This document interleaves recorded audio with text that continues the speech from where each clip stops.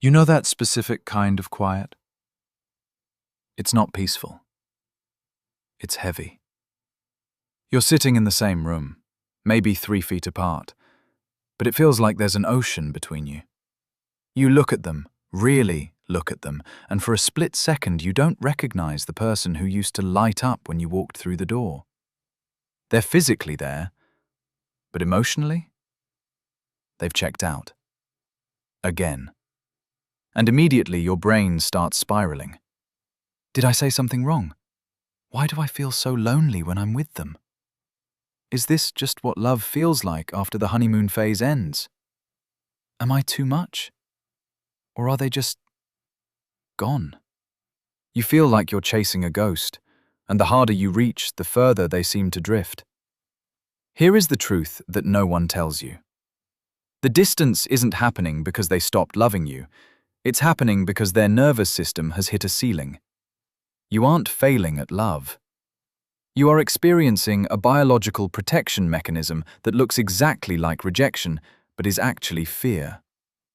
By the end of this video, you will understand exactly what is happening inside your partner's mind during this withdrawal, why chasing them only makes it worse, and the counterintuitive shift that makes an avoidant partner start missing you for the first time in months.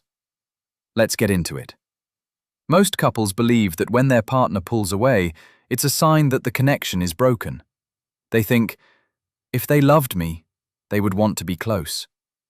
Since they don't want to be close, they must not love me. So, they panic.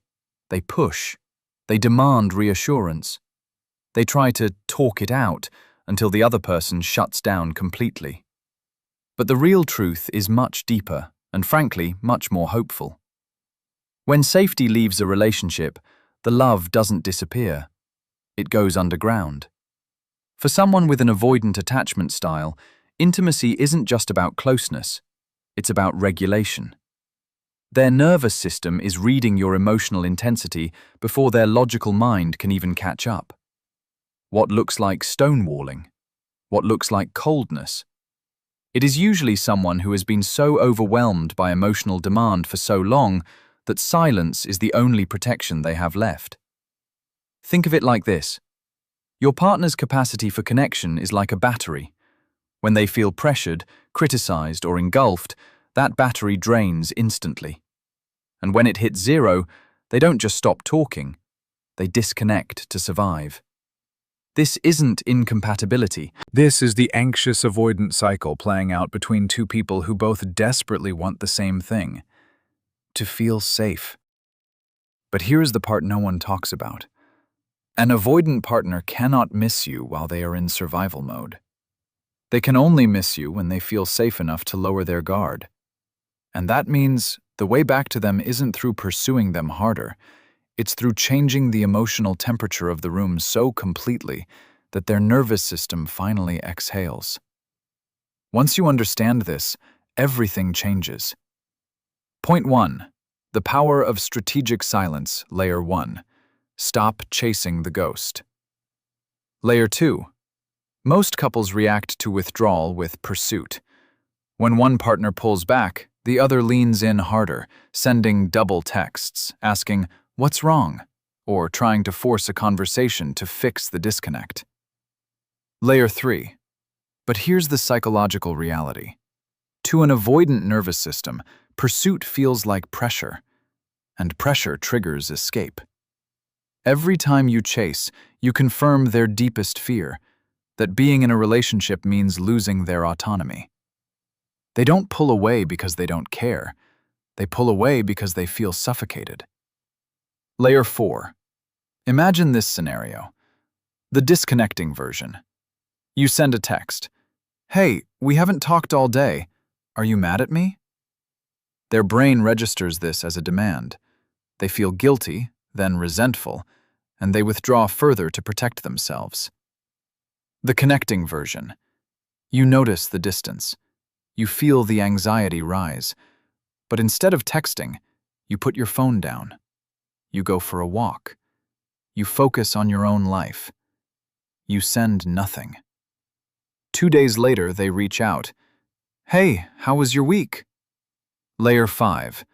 That's when the dynamic flips. By stopping the chase, you remove the pressure, and suddenly there is space for them to step forward. Point 2. Deactivating the problem narrative. Layer 1. You are not a project to fix. Layer 2. Most people in relationships treat their partner's withdrawal as a problem that needs to be solved immediately. They view the distance as a crisis that requires urgent repair. Layer 3. But for an avoidant partner, being treated as a problem is the fastest way to kill desire. When you approach them with urgency, you are signaling that their natural rhythm is wrong. This creates shame, and shame is a wall that no amount of logic can break down. Layer 4. Let's look at the language. The disconnecting version. You sit them down and say, "We need to talk about why you're so distant lately. It's hurting us." They hear, "I am failing. I am inadequate. I need to defend myself." The connecting version. You notice they are withdrawn. You say, "I notice you've been quiet. I'm here if you want to hang out, but no pressure to talk if you need space." They hear, "I am accepted even when I'm not performing. I am safe." Layer 5. And when you do that, the walls between you start to come down without either of you having to say a word. Point 3. The myth of effortless intimacy. Layer 1. Intimacy is built in the micro moments. Layer 2. Most couples believe that deep connection happens during big dates, long vacations, or intense heart-to-heart conversations. They wait for the perfect moment to reconnect. Layer 3. But an avoidant partner often feels overwhelmed by high-intensity emotional bids. They don't need a grand gesture. They need low-stakes presence. They need to know that you can be in the same room without demanding their energy. This is called parallel play, and it rebuilds safety faster than any therapy session. Layer 4. Consider the difference. The disconnecting version. You plan a fancy dinner and ask, "So, where do you see this relationship going?" The pressure spikes. They shut down. The connecting version. You're both in the kitchen, you're cooking, they're washing dishes. You make a small joke about the soap bubbles. They smile. You don't push for more. You just let the moment exist. Layer 5. That's the shift that turns a relationship that feels like a negotiation into one that feels like a refuge. Point 4. Reclaiming your own center. Layer 1. Become interesting again. Layer 2. Most people, when feeling disconnected, make their partner the center of their universe.